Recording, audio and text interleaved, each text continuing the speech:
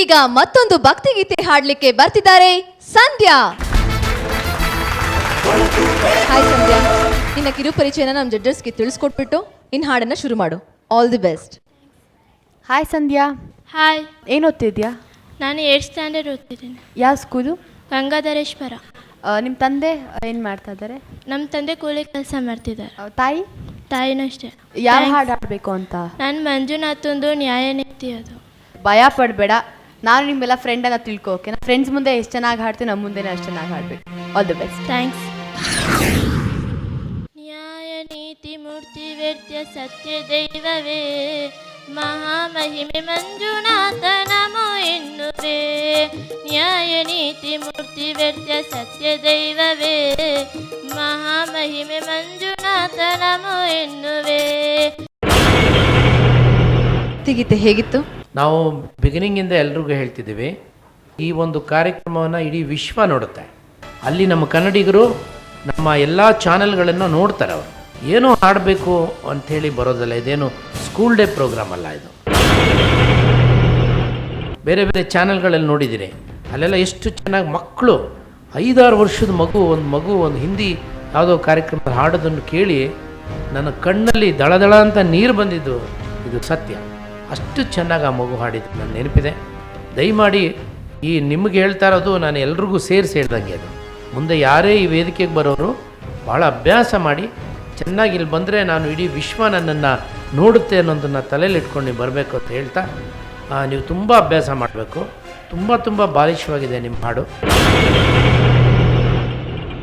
ಆಗಿನ ನಿಮ್ಮ ತಾಯಿ ಕಾಲಕ್ಕೆ ಅಥವಾ ನಿಮ್ಮ ಸ್ವಲ್ಪ ವರ್ಷಗಳ ಹಿಂದೆ ಇಂಥ ಒಂದು ಒಳ್ಳೆ ಆಪರ್ಚುನಿಟಿ ಸಿಗ್ತಿರಲಿಲ್ಲ. ಯಾಕಂದರೆ ನಾನು ಆ ಒಂದು ಕಷ್ಟಗಳನ್ನ ಫೇಸ್ ಮಾಡ್ಕೊಂಬಂದಿವಿ. ತುಂಬ ಹೆಲ್ತಿ ಕಾಂಪಿಟೇಷನ್ಸ್ ಇರ್ತಿತ್ತು.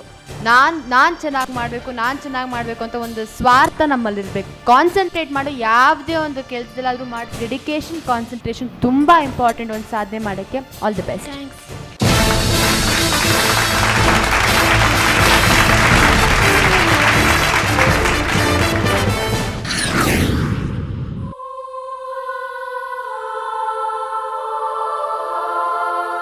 ಸಂಧ್ಯಾ, ಸಖತ್ ನರ್ವಸ್ ಆಗಿದೆಯಾ?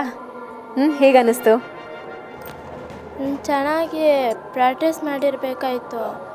ಇಲ್ಲೋ ಅದೇ ನಮ್ಮಮ್ಮ ಸ್ವಲ್ಪ ಬೇಗ ಬಾ ಅಂತ ಬೈದರು, ಭಯ ಆಯಿತು. ಅದಕ್ಕೆ ಸರಿಯಾಗಿ ಆಡೋಕ್ಕಾಗಿಲ್ಲ. ಇಲ್ಲ ಅಳೋದಿಲ್ಲ, ಅಳಬಾರ್ದು. ನೆಕ್ಸ್ಟ್ ಟೈಮು ಇದೇ ರೀತಿ ನರ್ವಸ್ ಆಗಬೇಡ, ಭಯ ಪಡ್ಕೋಬೇಡ. ಏನು ಹೆಂಗೆ ಬರುತ್ತೋ ಧೈರ್ಯವಾಗಿ ಆಡಬೇಕು. ಅದೇ ಹೇಳಿದ್ರಲ್ವಾ, ಮದನ್ ಸರ್ ಹೇಳ್ತಾ ಇದ್ರು, ತುಂಬ ಕಾನ್ಫಿಡೆನ್ಸ್ ಇರಬೇಕು, ಜಾಸ್ತಿ ರೆಡಿಯಾಗಿ ಬರಬೇಕು ಇದಕ್ಕೆಲ್ಲ ಅಂತ. ಸೊ ನೆಕ್ಸ್ಟ್ ಟೈಮ್ ಇನ್ನಷ್ಟು ಚೆನ್ನಾಗಿ ಪ್ರಾಕ್ಟೀಸ್ ಮಾಡ್ಕೋ. ಎಲ್ಲೇ ಪರ್ಫಾರ್ಮ್ ಮಾಡಬೇಕಾದ್ರೂ ಪ್ರಾಕ್ಟೀಸ್ ತುಂಬ ಚೆನ್ನಾಗಬೇಕು, ಅಳಬಾರ್ದು. ಓಕೆ ಓಕೆ ಓಕೆ, ಅಳಬಾರ್ದು. ಆಲ್ ದಿ ಬೆಸ್ಟ್ ಅಮ್ಮ. ಅಳಬೇಡ. ಕನ್ನಡದ ಯುವ ನಾಯಕ ನಟಿ ರೂಪಿಕಾ ಅವರಿಗೆ ನಮ್ಮ ಕೊಳಕು ಬೆಳಕು ಕಾರ್ಯಕ್ರಮದ ರೂವಾರಿ, ರಾಜ್ಯ ಪ್ರಶಸ್ತಿ ಪುರಸ್ಕೃತರು, ನಟ, ನಿರ್ದೇಶಕ, ನಿರ್ಮಾಪಕ ಹಾಗೂ ಸಂಗೀತ ನಿರ್ದೇಶಕ ಮದನ್ ಪಟೇಲ್ ರವರು ಅಭಿನಂದಿಸ್ತಾ ಇದ್ದಾರೆ.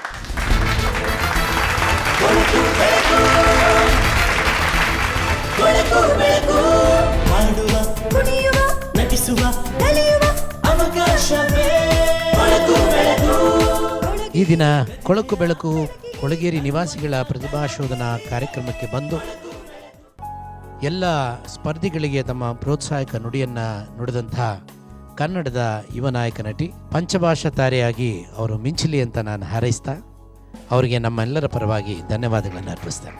God bless. ವೀಕ್ಷಕರೇ, ಕಾರ್ಯಕ್ರಮನ ಮುಗಿಸೋ ಸಮಯ ಆಯಿತು. ನಂಗೆ ಗೊತ್ತು ನಿಮ್ಗೆ ಬೇಜಾರಾಗ್ತಿದೆ ಅಂತ. ಖಂಡಿತ ಬೇಜಾರು ಮಾಡ್ಕೋಬೇಡಿ. ಇನ್ನಷ್ಟು ಪ್ರತಿಭೆಗಳೊಂದಿಗೆ ನಾನು ನಿಮ್ಮೊಂದಿಗೆ ಇರ್ತೀನಿ ಮುಂದಿನ ಸಂಚಿಕೆಯಲ್ಲಿ.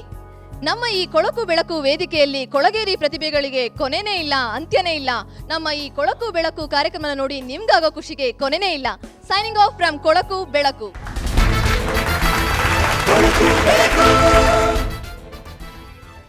ಇದೊಂದು ಬದುಕೆ, ಇದೊಂದು ಜನ್ಮವೇ, ಎಂತಹ ದುರ್ವಿಧಿ.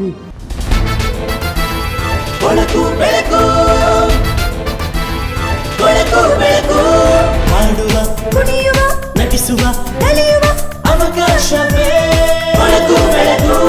ಕೊಳಗೇರಿ ಪ್ರತಿಭೆಯ ಬೆಳಕಿಗೆ ತರುವಂತ ಕಲಗೇರಿ ಕನ್ನಡ ಗುಡಿಯ ಸಂಸ್ಕೃತಿ ದೀಪ